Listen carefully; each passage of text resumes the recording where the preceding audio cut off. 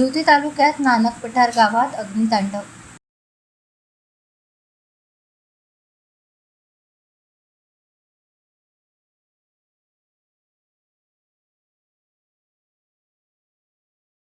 जिवती तालुक्यातील नानक पठार येथे रविवारी दुपारच्या वेळी 4च्या सुमारास लागलेल्या भीषण आगीत लाखो रुपयांचे जनावरांचे खाद्य जळून खाक झाले। वादळी वाऱ्यामुळे शेतात लागलेल्या आगीची ठिणगी कडब्याच्या ढिगाऱ्यावर पडल्याने ही दुर्घटना घडण्याचा प्राथमिक अंदाज आहे।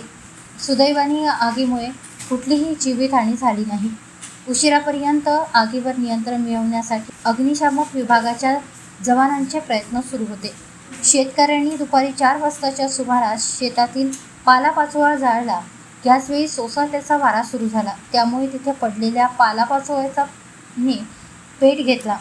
सर्वप्रथम आगीने शेतालगत असलेल्या अनंता बळवंत बावळे यांच्या गुराढोरांचे खाद्य कवच घेतले। एकमेकांना लागून असलेल्या घरांना आणि उन्हाळ्यामुळे वाढलेल्या पालापाचोळ्याने आगीने इंधनासारखे काम केले। ग्रामस्थांनी पाण्याचा मारा करून आग विझवण्याचा आटोकाट प्रयत्न केला।